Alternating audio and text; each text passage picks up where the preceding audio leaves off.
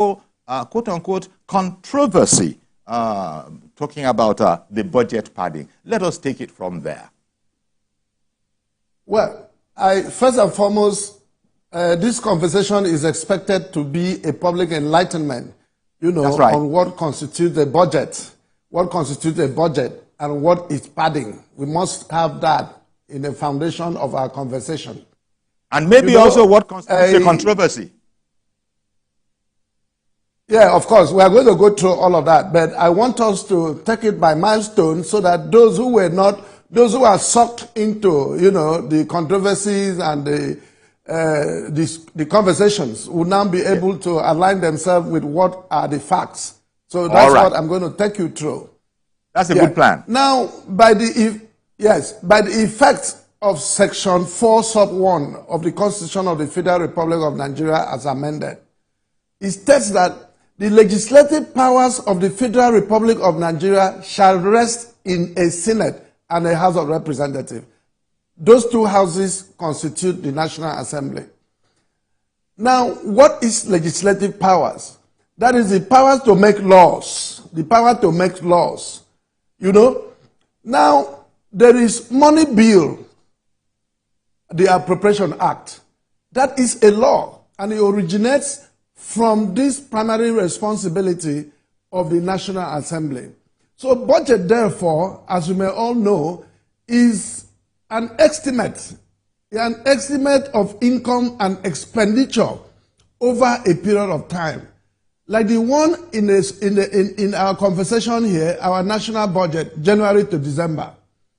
Now, what this means is that the MDAs, the ministry, department, and agencies of government, the ministries, would do the estimates based on the analysis of the previous year's budget and some part of the contracts or part of the projects which were not completely executed, which they want to carry forward.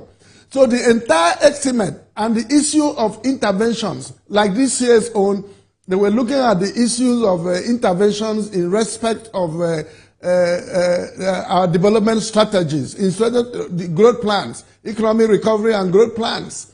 So now this will now be brought to the National Assembly. The National Assembly has that power, the appropriation power, to add or subtract any part or all, which in their own opinion does not meet the projection of government. So after doing all of that, this will be sent, the budget will be passed. It becomes an appropriation bill, the money bill. Then sent to the executive, the president will give assent to it. Now the issue is, if the National Assembly has the powers, to have the powers to have this, the appropriation powers to add or to subtract. So whatever they add, can it be said to be padded? It cannot be said to be padded. The only person who can pad is the person who has no powers over that appropriation, over that budget. And budget is an estimate. It may not be done 100%. Like in, I think, the 8th National Assembly, only 40% of the budget was funded. It can receive a zero sum. So budget, as a matter of fact, is an estimate. It must not necessarily be 100% funded from the history and the history and practice we've gone through over time. So the issue of padding from the National Assembly does not arise because they originate the final document and pass it. After passage, it's sent to the president for assent. If you also read the president's, the press release from the presidency, which said that the National Assembly added 1.2 trillion. Then the president assented to it. That does not mean that it was padded. The National Assembly added in its own wisdom and looking at the interventions in the 360 federal constituencies, in the 109 senatorial districts, there are a lot of interventions. I'll give you an example like Federal Ministry of Women Affairs. They look at most women who are vulnerable, especially the ones from the coastal areas. You cannot go and give tractors to women in Bayelsa, in Cross River, in Akwa Ibom, in those riverine areas, you now begin to look at a way of intervening on the issue of the economic development. Most of them are fishermen, and they will need a cold store chain. They will need deep freezers. They will need generators. They will need a couple of these things to be able to do the preservation and the promotion of the enterprise, the farming enterprise. Unlike the woman in Gombe, who is maybe possibly farming beans, you know. So we must look at the ecology. The ecological intervention is very important in this respect. I'm just giving you that as an example. But at the end of the day, you will appreciate the fact that the National Assembly does not pad budgets because it has powers over appropriation. So they do not. And take note too, a budget is a product of the House of Representatives and the Senate. So it's not the issue of saying, you hear people say sometimes, sorry that I have to mention names. You hear people saying, oh, Akpabio did this, Akpabio did that. It's not, Akpabio does not even, I am now talking not as a special advisor or spokesperson to the Senate President Akpabio. I am talking from the position of knowledge and authority as a former member of the House of Representatives, a former spokesperson of the House of Reps. So I understand, the gamut of appropriation. So this thing, when the House of Reps will pass its version, the Senate will pass its own version, they come for harmonization. The committees of finance and appropriation from the both houses, they come for harmonization. So it's the input of 360 members and 109 senators. And when once that is harmonized, then it is passed in the full glare of the public. And also take note that, for example, I still want to use example here, like the senatorial district of Ikotokpene. Akpabio is first and foremost, Senator Akpabio is first and foremost a senator before Senate presidency. And he has a senatorial district. In that his senatorial district, they have 4 federal constituencies. That means 4 honorable members. 4 federal constituencies, I think, yes. Abak Etemekbo, Ikotokpene, Obodokara, Ukanafun, then Ikono Ini. 4 federal constituencies. And those 4 honorable members are entitled to their constituency projects on the basis of that representation.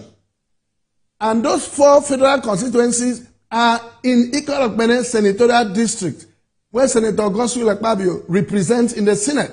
So if you take a sum total of what those 4 federal constituencies are having as intervention, and you add it, it cannot be the same thing with a senatorial district like in Bayelsa, where you have 6, for example, 6 local government, or in another state that a senatorial district, you have just 2 local governments, so, or two federal constituencies. So 2 federal constituencies in a particular state and 1 senatorial district. That makes it just 3 representatives in the National Assembly. You cannot compare that with a senatorial district with 1 senator and 4 or 5 federal constituencies, because this thing is done on the basis of representation. Okay. Now, House of Reps is a representation of the population. Senate is a representation based on state. It's equal, but unlike House of Reps. So when we want to interrogate appropriation, want to interrogate the budget, the question we should first and foremost ask, how much? There is no much difference between the budget of 8th Assembly, 9th Assembly, and 10th Assembly.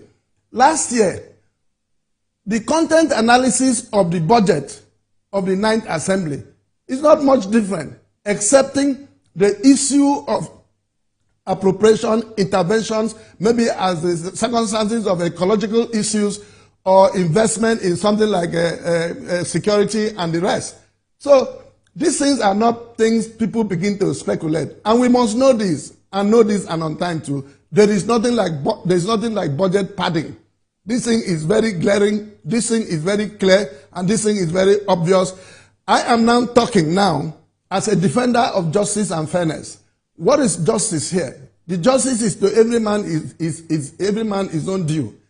Does Akpabio deserve the due of being tagged along with a national budget that the presidency, even the man who raised the controversy in the floor of the Senate on this issue of budget, even mentioned that he has 2 billion for his own intervention in his constituency.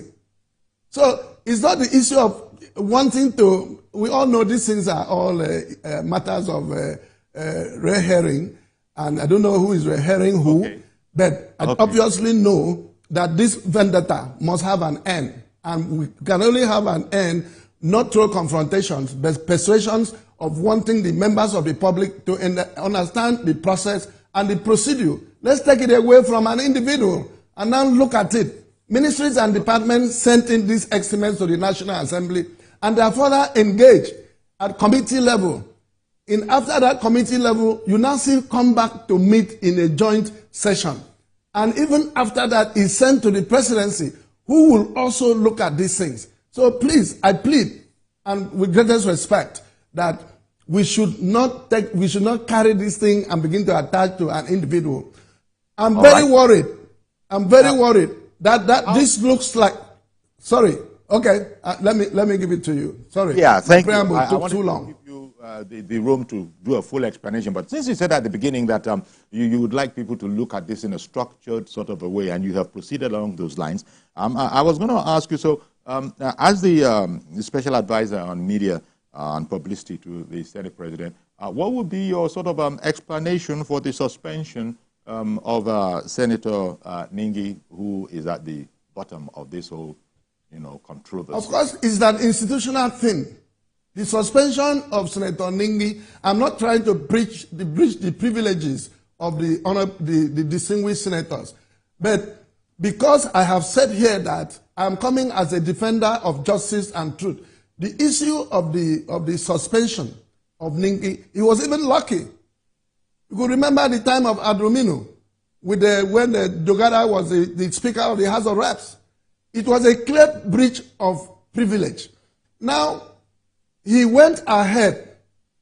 Whatever he discovered, they went and had a meeting with the Senate President. Senate President said, if you have gotten a consultant who gave you this, can you please bring the document and then bring it to the floor of the Senate so that it will be, everybody will engage on it.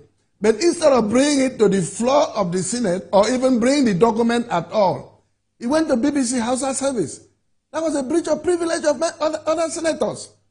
So why did he not bring it to the floor under privilege? He would have stood up and bring that document under privilege if there was a document at all.